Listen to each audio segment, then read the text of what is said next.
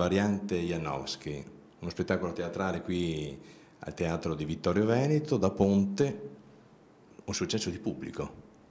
Più di quanto ci aspettavamo in realtà, poiché il testo è un testo sconosciuto, per quanto sia un testo che al Premio Nazionale di Drammaturgia ha fatto un figurone.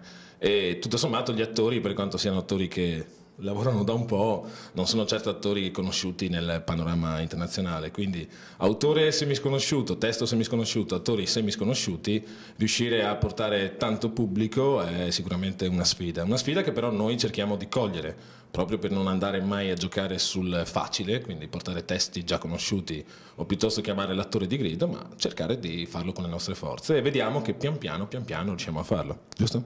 Giusto.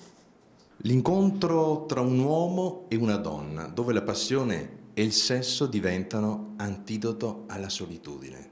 Beh sì, quante volte insomma il sesso è un modo di colmare alcuni vuoti. Chi di noi non ha colmato i propri vuoti con il sesso? Sì, alla fine sono due personaggi entrambi molto soli che non riescono a comunicare. Forse il momento in cui davvero riescono a toccarsi dentro è quando non parlano più, perché per tutta la pièce il linguaggio, quello che viene detto allontana, non avvicina, perché è un continuo fraintendimento, un continuo equivoco, un continuo tentare un avvicinamento e allo stesso tempo allontanarsi. Quando lasciano parlare il corpo e l'istinto, è l'unico momento in cui questi due personaggi riescono in qualche modo ad avvicinarsi veramente. Che è un po' quello che succede nella vita alla fine, perché consideriamo che è vero, tra esseri umani c'è proprio questo, c'è una mancanza di quello che è il contatto fisico, il contatto primordiale, che è alla base dei nostri rapporti sociali, che spesso sono sacrificati per un uso della parola violento e sempre, come giustamente diceva Chiara, questo continuo equivoco, questo continuo pensare sì, lui mi ha detto questo ma in realtà intendeva dire questo, e quindi dimenticandoci perché gli esseri umani cercano di stare assieme, perché cercano di stare vicini, perché cercano compagnia, conforto e perché no, forza reciproca. Questa è la prima rappresentazione teatrale che voi fate assieme? No, non è la prima, perché noi ci siamo incontrati durante la rappresentazione di uno spettacolo sempre scritto da Paolo Zaffaina, che si chiamava La Cura, che è uno spettacolo che ha avuto un riscontro di pubblico incredibile, oltre ogni aspettativa, ambientato in una clinica psichiatrica.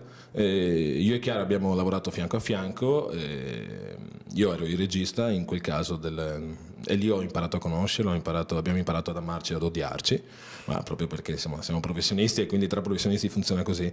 E questa invece è stata la nostra prima prova, noi due sul palco, per vedere se ci sopportavamo, e ci sopportiamo abbastanza bene, quindi si lavora bene, però con lei mi piacerebbe fare qualcosa di comico, perché secondo me io ho questo lato comico che deve assolutamente uscire e secondo me ce l'ha anche lei, ma deve ancora rendersene conto magari.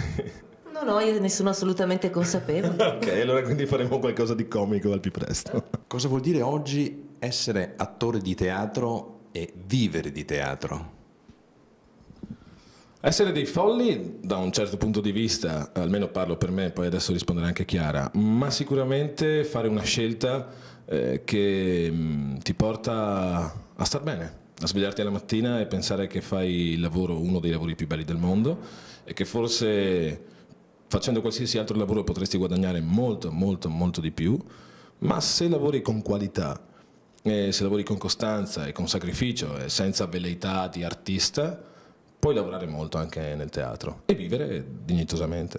Pare con il solo teatro non è facile, però io non potrei fare diversamente, cioè non potrei vivere senza teatro. Ti dico, divido la mia vita in due periodi, quando non lo facevo e dopo.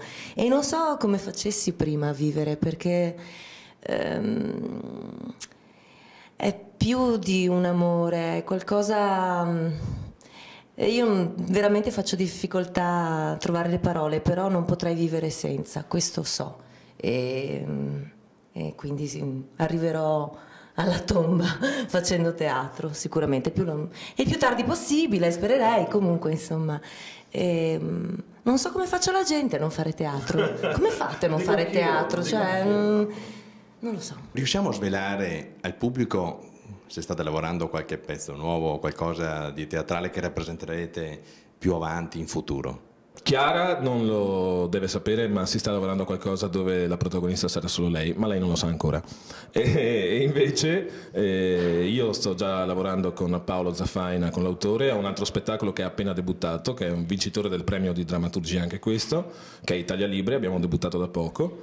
E poi ad aprile debutterò con un nuovo spettacolo che è la storia del Dr. Jekyll e Mr. Hyde, dove Dr. Jekyll sarò io, e poi per l'autunno prossimo uscirò col monologo su Valanzasca, la storia di questo criminale.